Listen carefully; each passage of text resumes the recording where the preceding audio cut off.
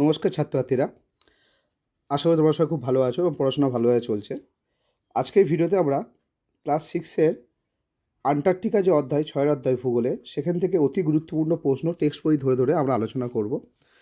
তো টেক্সট বইয়ের যে লাইনগুলো খুব ইম্পর্টেন্ট, যেগুলো পরীক্ষায় আসার সম্ভাবনা বেশি, সেই লাইনগুলো ধরেই আমাদের টেক্সট বই ভিত্তিক এই গুরুত্বপূর্ণ প্রশ্নগুলোর লিস্ট তৈরি করা হয়েছে। তো এর উত্তর সহ তোমরা যারা যারা কিনতে চাও আমাদের সঙ্গে যোগাযোগ করতে পারো হোয়াটসঅ্যাপের মাধ্যমে।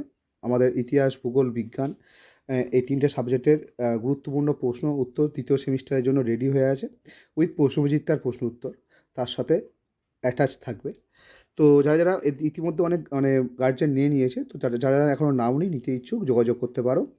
ওকে, তো আজকে আমরা এই ভিডিওতে ইম্পর্টেন্ট প্রশ্নগুলো নিয়ে আলোচনা করবো, যেগুলো টেক্সট বই ভিত্তিক। যখন তোমরা গুরুত্বপূর্ণ প্রশ্নের পিডিএফ পাবে, উত্তরের পিডিএফ পাবে, তার সঙ্গে এগুলোর উত্তর থাকবে, তার সঙ্গে অতিরিক্ত প্রশ্নের উত্তর তোমার প্রশ্নবিচিত্রা সেগুলো অ্যাটাচ থাকবে বা আলাদা পিডিএফের মাধ্যমে যাবে।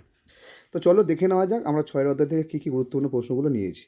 তো এগুলোর পূর্বে একটু বলে রাখি, তোমরা কিন্তু এইসব প্রশ্নগুলো পড়ার আগে সবচেয়ে বেশি ইম্পর্টেন্ট তোমরা টেক্সট বইটা ভালো করে পড়বে। মানে আমাদের মেন লক্ষ্য এটাই যে ছাত্রছাত্রীদের টেক্সট বইটা খুব ভালো করে ফোকাস করে, যার জন্য আমরা কিন্তু টেক্সট বই ভিত্তিক গুরুত্বপূর্ণ প্রশ্নের লিস্ট তৈরি করি।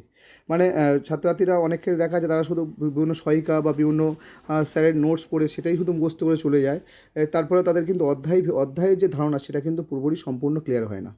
তো যার ফলে আমরা যেরকমভাবে পড়াই ছাত্রদের, সেটা হলো আমরা প্রথমে টেক্সট বইটা ভালো করে পড়াই, টেক্সট বইয়ের লাইন বাই লাইন তুলে যতটা সম্ভব খুলিভাবে বুঝিয়ে দেওয়া যায় বুঝিয়ে দিই।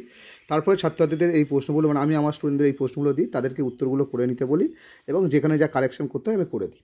ওকে, তোমরা যারা যারা এগুলো নিতে চাও নিয়ে নিতে পারছো, স্ক্রিন ফোন থেকে দেখতে পাচ্ছ, নিয়ে নিতে পারো। আর যারা যারা উত্তর সহ নিতে চাও অবশ্যই যোগাযোগ করতে পারো আমাদের সাথে। তো চলো কী কী প্রশ্ন নিয়েছি দেখো। গ্রিক শব্দ আন্টার্কটিকার অর্থ কী? আন্টার্কটিকাকে সাদা মহাদেশ বলো কেন? কারা আন্টার্কটিকা মহাদেশ আবিষ্কার করে? আন্টার্কটিকার জীবন্ত আগ্নেয়গিরি কোনগুলি? আচ্ছা, আন্টার্কটিকার সর্বোচ্চ শৃঙ্গ কোনটি? পৃথিবীর দীর্ঘতম হিমবাহের নাম কি?